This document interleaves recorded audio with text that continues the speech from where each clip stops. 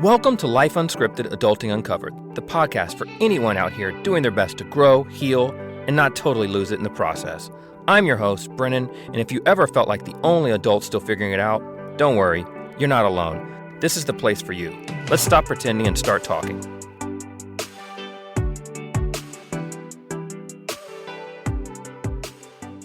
Guys, welcome back to another episode of Life Unscripted, Adulting Uncovered. So today I wanted to talk a little bit about culture and relationships. Not relationship culture, but culture and relationships and designing what you want that culture to be. I was thinking the other day, what is the culture in the relationships that I have? And what is the culture in the relationships, in the romantic relationships that I've had, right? And sometimes when we think about culture, at least when I think about culture in countries where people are, right? You have different cultures in India than you would in the West, and you have different cultures in Ireland than you would in Italy. And there's culture in companies, right? The culture in Amazon is going to be different than the culture at Microsoft or the culture in a small startup, right? Relationships also have a culture. And we could look at this as relationships like your romantic relationships, but also your personal relationships and your relationships with family members. They also have a culture. What's the culture of your relationships? And do you know, or are you just letting it happen? So let's dive into this. First, I think that it's important that we should be defining a relationship culture because there's a lot of unspoken quote unquote rules or norms that you and your partner or maybe your friends or your parents live by. You know, some of these things can be like what's tolerated in our relationship, what's celebrated, what's avoided in our relationship. And these get down to building boundaries in relationships, which is really, really important. And it's funny to me that at 40-something years old, I'm learning to have boundaries with certain friends and people in my life. And boundaries really set the tone for what you can and cannot have in a relationship that works for you.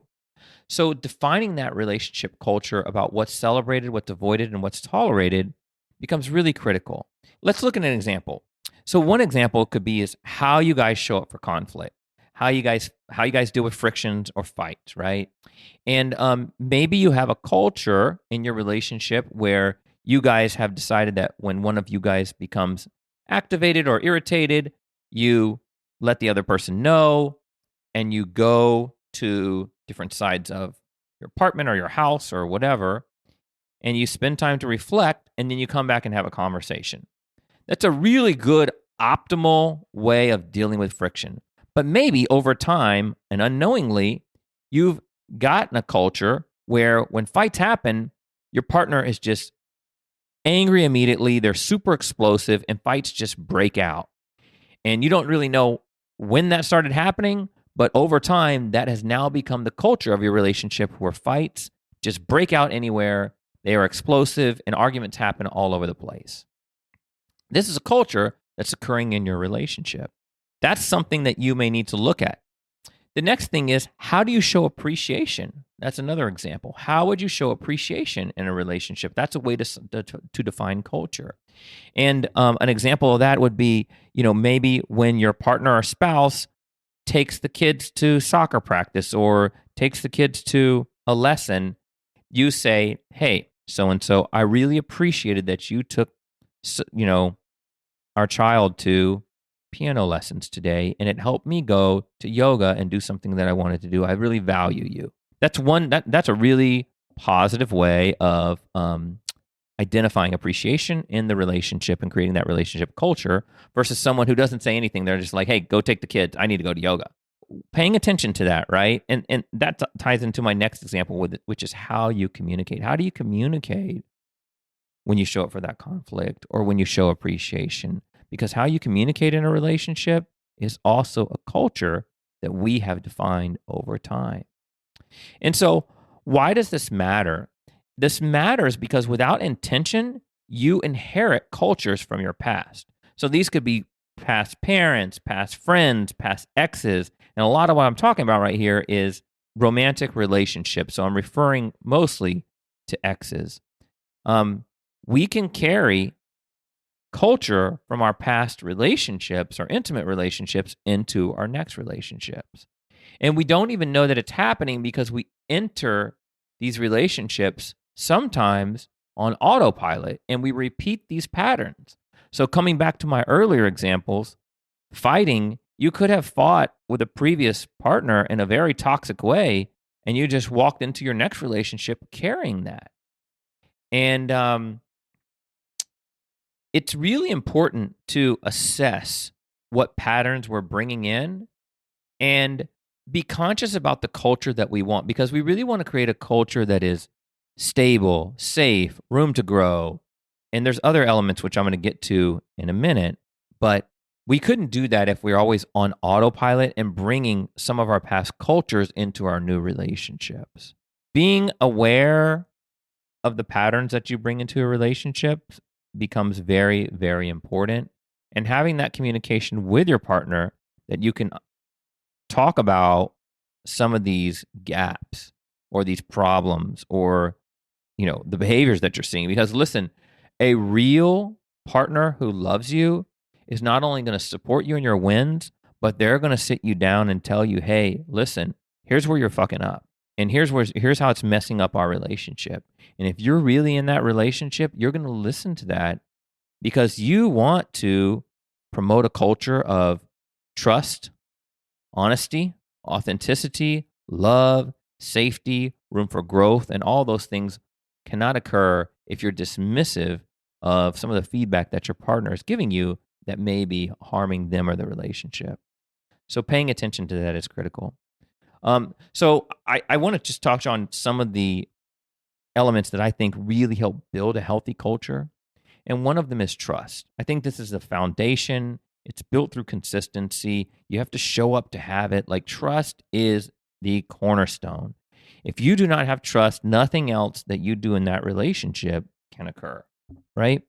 Without trust, you cannot have the next core element, which is transparency.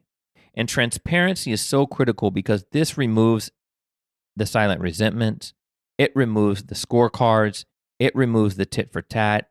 It allows a space where people can be honest. And without honesty, you cannot build anything. And I've been in those relationships where we are walking on eggshells around each other and not wanting to be transparent with each other. And those relationships obviously didn't work. Think about trust and transparency. These are very critical. And the third core element, I think, is authenticity. I think when you are able to be authentic, everything else ties in together. The trust, the transparency, and the authenticity. When all of those things are there, it opens up intimacy, true intimacy. And I'm not just talking about physical intimacy. I'm talking about emotional intimacy. And this is where the real connection begins. So being authentic allows you to show up as yourself, not who you think your partner wants you to be. And when these three things are in place, we blossom into intimacy. I think that it's really important that you start to design the culture that you want in your relationships. And you do this by first asking yourself, what kind of partnership do I want to build? In the current relationship that I'm in, what kind of partnership do I want to build? In the future relationship that I'm in, what kind of partnership do I want to build? What behaviors will I encourage? What's a non-starter for me? And you need to get clear about those things. And a lot of the stuff I talk about on my YouTube channel and here really centers around being clear about what you need, want, and desire. Because without that clarity, you are going to be a bumper car in life, and people are going to waste your time. Relationships will waste your time, and you will go down, quote unquote, rabbit holes that you don't need to go down. But when you have clarity about what kind of partnership you want, what kind of partner do you want, what behaviors am I going to encourage, what's a go, no go for me, then you start to be able to build the type of life that you want, and you start to be able to have the relationships and the relationship culture that you want. And you can do that with your partner by having things like daily rituals where you guys do check-ins, or maybe you guys have gratitude with one another, or maybe you're just honest about what you need.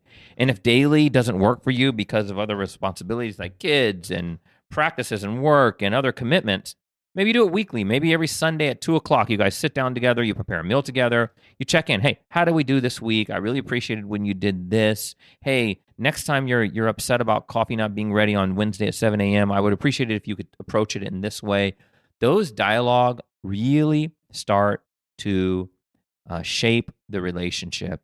And I'm reminded of something that John Gottman said, Dr. John Gottman.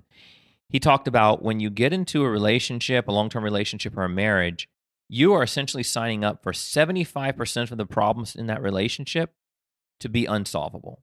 I think he said up to 75 was the exact word. So up to 75% of the problems in that relationship to be unsolvable. Now, what's a problem? The problem could be something as simple as like leaving the cap off of the toothpaste or not putting the toilet seat down, right? There's all types of different problems, or they could be very big problems, like problems with finances or, other emotional problems. But the point here is that how you show up to that conflict matters. And so that is an opportunity for you guys to come together as a team versus someone who's attacking one another, saying, hey, let's solve this together. Let's be resilient as a group.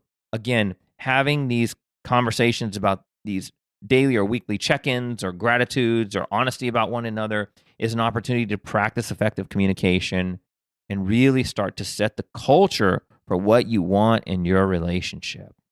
And so the other thing I want to mention is how to shift culture when it's off. One thing you need to do is to notice where patterns aren't serving you and have a culture conversation with your partner. What do we need more of? What do we need less of?